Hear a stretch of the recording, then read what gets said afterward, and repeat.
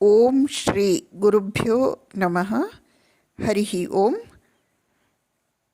ಶ್ರೀಮಾತೆ ಶ್ರೀ ಶಾರದಾ ದೇವಿಯವರು ಹೇಳುತ್ತಾರೆ, ಜಗತ್ತಿಗೆ ಮಾತೃತ್ವದ ಆದರ್ಶವನ್ನು ತೋರಿಸಿಕೊಡಲೆಂದು ಶ್ರೀರಾಮಕೃಷ್ಣರು ತಮ್ಮನ್ನು ಬಿಟ್ಟು ಹೋಗಿದ್ದಾರೆ.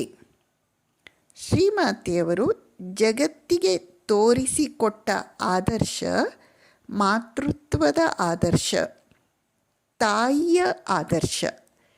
ತಾಯಿಯ ಆದರ್ಶ ಎಂದು ಹೇಳಿದಾಗ ಅಲ್ಲಿ ನಿಸ್ವಾರ್ಥತೆಯ ಪರಾಕಾಷ್ಠೆ, ತ್ಯಾಗದ ಪರಾಕಾಷ್ಠೆ, ಅಹೇತುಕ ಪರಿಶುದ್ಧ ಪ್ರೇಮದ ಪರಾಕಾಷ್ಠೆಯನ್ನು ನಾವು ನೋಡಬಹುದು.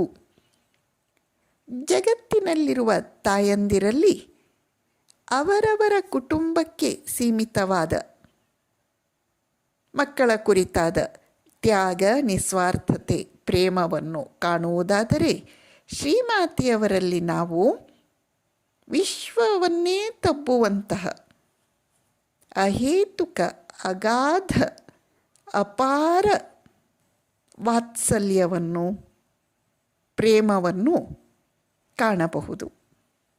ಶ್ರೀಮಾತೆಯವರ ಮಾತೃತ್ವದ ವಲಯಕ್ಕೆ ಯಾವ ದುಷ್ಟರು, ಶಿಷ್ಟರು, ಶ್ರೀಮಂತರು, ಬಡವರು, ಅಜ್ಞರು, ಪ್ರಾಜ್ಞರು ಎಂಬ ಭೇದ ಭಾವಗಳೇ ಇಲ್ಲ. ತಾಯಿಗೆ ಅವಳ ಎಲ್ಲ ಸಂತಾನ ಸಮಾನವಾದದ್ದು. ಒಮ್ಮೆ ಒಬ್ಬ ಶಿಷ್ಯ ಶ್ರೀಮಾತೆಯವರನ್ನು ಕೇಳುತ್ತಾನೆ, ಅಮ್ಮ, ನೀವು ಎಲ್ಲರ ತಾಯಿಯೇನು?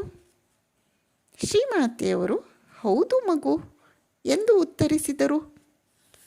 ಪಶು ಪಕ್ಷಿ, ಗಿಡ ಮರ, ಕ್ರಿಮಿಕೀಟ, ಹೌದು, ನಾನು ಎಲ್ಲರ ತಾಯಿ ಎಂದು ಶ್ರೀಮಾತೆಯವರು ಉತ್ತರಿಸುತ್ತಾರೆ. ಶ್ರೀಮಾತೆಯವರು ಜಗತ್ತಿನ ಜನ